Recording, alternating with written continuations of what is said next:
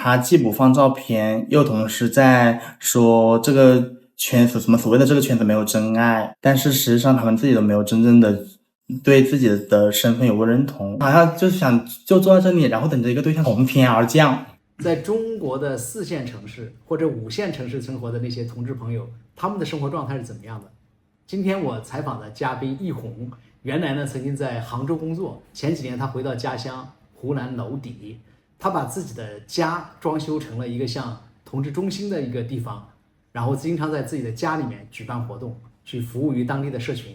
易红说，就他自己的观察来讲，在娄底这样的城市里面，可能80%的男同还是会走进异性婚姻里面，而在那些社交软件上，很多的同志根本就不会放上他的照片，因为他们很担心在这样的小城里面有太多的熟人会认识他们，所以这又会造成了说大部分的同志都是没有出柜的。接下来请听我跟易红的对话。你原来其实也在杭州啊那边生活，对不对？但是当你回到娄底的时候，当地的同性恋有什么不一样吗？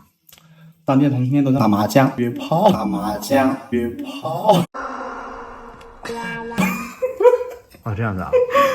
就你感觉他们在我们讲所谓的做自己这方面，跟你在杭州看到的同性恋，你觉得有什么不一样吗？在娄底其实会相对而言低调很多，就是在娄底真的完完全全找不到除了我以外的第二个完全出柜的人。就你是那个小城里面你认识的里面第一个出柜的人，或者完全出柜的只有你自己？是的，就是找不到跟我一样的人。那其他人对出柜都怎么看？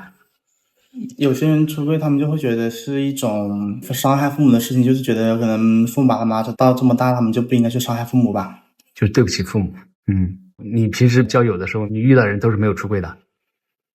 所以说现在就单身。就找不到那种能够出柜一起过日子。除了你以外，你有认识当地2个男的2个女的一起生活很多年的吗？有，就不出柜但他们也可以，是不是？但他们是出柜了的。啊，那还是有出柜的。对，他们是出柜了的，但是有一个人是广州人，然后为爱走天涯走到了娄底，在一起10年了。哦，从广州去到你们那个当地跟一个男的在一起生活？对，10年了。哦，你大概有认识几对能够在一起长时间生活的？就这一对啊。只有一对啊？对啊，就这一对啊。其他的人呢？其他的人的交友时间都不是很长，就是恋爱时间都不是很长，就好像感觉一种快餐式的恋爱吧。就很快就结束了。很快就结束了。不好意思问一下你是哪一年出生的？97年啦。97年。像你们这个年龄段的，比如说20多岁，或者你认识的30来岁的当地的同性恋的，他们会跟异性结婚吗？像我这个年龄阶段啊，会。哦，他们还跟异性结婚了？对，还是会有。是有还是有很多？有很多，就像我身边现在有几个玩得非常好的朋友，他们未来都是会走入婚姻的，已经直接跟我表达过他们一定会结婚，已经在相亲了，甚至有一个人已经有了所谓的对象女朋友，已经在交往了。比如说你在当地接触到这些同性恋，我们以男同性恋为例哈，你觉得像30岁以上的那些男同性恋结婚的比例大概有多少呀？我觉得能够达到80%。还是80%啊？就跟异性结婚啊？哇，他们不人格分裂吗？这样？因为我在娄底，其实我看到很普遍的一个东西，就是有很多已经结婚了的30来岁或者40来岁，他们就背着自己的老婆在外面偷男人的事情太多了。哦哟，就是还是比较不能做自己哈。那他们会痛苦吗？这样？这个我没有去了解过耶。但是其实我也想去了解一下，有想去做一些简单调研嘛，就是想去了解一下娄底这个4线城市的一些中老年同志实行生活。你有认识吗？比如说50岁以上的同性恋？认识，一个都不认识啊？对。40岁以上的？40岁以上的话是认识几个。所以他们什么情况呢？他们就是结了婚，生了孩子，然后就是在外面还是该找，就是还是会一直在外面找男人。会离婚吗？他们其实没有想过离婚，因为他们有了孩子，觉得孩子就是牵绊。然后我每次跟他们聊的时候，他们都会说，异性恋不也有很多结了婚，然后为了孩子去妥协的吗？所以那你觉得你听到的像你这个年龄段的这些同性恋，他们讲的最多的对未来的这种词语是什么呀？或者对未来的一些看法是什么样的？对未来可能能够找到一个喜欢的对象，然后就一直这样的生活下去，可能就是很多人对未来的期待了。可是他们不是要结婚吗？跟异性结婚吗？就是还是会有一部分不会跟异性结婚的，他们其他可能就是找个对象，然后就这样子生活下去。然后那一部分可能会跟异性结婚的，他们就结婚生子呗。然后有些人说，婚姻只要能够对伴侣忠诚，不管是跟同性还是跟异性在一起，其实都是 OK 的。那就看他们是不是能够真正的对异性伴侣保持忠诚呗。那比如说，如果作为一个同性恋的话，在4线、5线城市生活的话，如果他不是公务员体系的话，是不是特别想离开那个地方，想去长沙，去外地，对不对？因为这样的话就空间更大一点。否则的话，在小地方就好像你就不能做自己那种。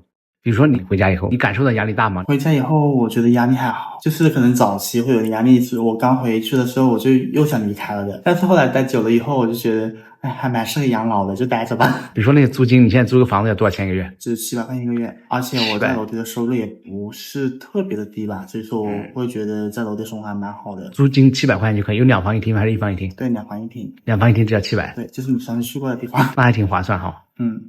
生活费呢？你觉得呢？生活费我觉得也还好，因为平常也自己做饭嘛，然后其实在外面吃也不贵。你看，像我们楼底聚个餐，可能人均20-30就搞定了。哦，平均就30块钱左右搞定了。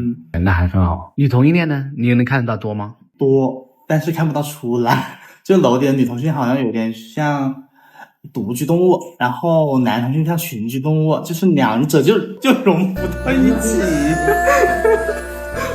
那你有没有遇到一个特别让你难忘的一个故事？你回家以后，就是我们有一个志愿者，他有说的一句话可能让我有点难忘，就是他说他曾经加入我们做志愿者，他就是奔着找对象来的，但是后来加入到我们做志愿者了以后，他发现了很多比找对象更重要的事情，例如帮助更多的孩子实现家庭接纳，帮助很多人去出柜，或者说推动同婚。他出柜了吗？他出柜了，但是一直没有接受，包括上次我们那个年会，他想把他妈妈骗过来都没有骗过来。所以父母其实接受起来在小城市还挺难的，是吗？特别是他的父母，我们是做过那种1对1的，有一次是拉上陈毅妈妈，拉上我们湖南人文科技学院的一位心理学的老师，在一个餐厅当中跟他妈妈去沟通的。但他妈妈就是属于那种什么呢，就是说他爸爸不接受他，他就不能接受他。你是不会跟异性结婚的？而且我不是很喜欢跟那种已婚同志去接触，可能是一种偏见嘛。那你这个还是在楼底，那如果在县城呢？县城我没有去走过，但是县城我只是去走访过当地的群军师，跟当地的 LGBT 其实接触不多。比如说你要回到县城的时候，那些在什么小蓝上面看到同性恋，他们都怎么样？他们会放自己的照片吗？很少。那如果他都不放照片，他交友怎么交呢？猜盲盒。所以我感觉楼底有一个特别典型的东西，就是他既不放照片，又同时在说这个圈子，什么所谓的这个圈子没有真爱，但是实际上他们自己都没有真正的对自己的身份有过认同，好像就是想就坐在这里，然后等着一个对象从天而降。他对别人有真爱吗？他如果还想着怎么去结婚的话，他对真爱的理解是什么？就如果你一边跟别人谈恋爱，一边说，哎，我过一段时间去找异性结婚的，所以他这个算是给人家真爱吗？这个我觉得他们也不会给人一种安全感吧。对呀，反正如果我有一个对象，如果他跟我说未来会结婚，我会觉得我很没有安全感。是啊，所以那他也没真爱呀，对不对？他跟那个女的也没给真爱呀，他给男的也不会给真爱。所以整个交友的生态还是比较怎么说呢，就是比较原始一点哈。是的，而且我觉得楼底其实相对而言还是比较闭塞的，就是整个的一个消息都比较闭塞。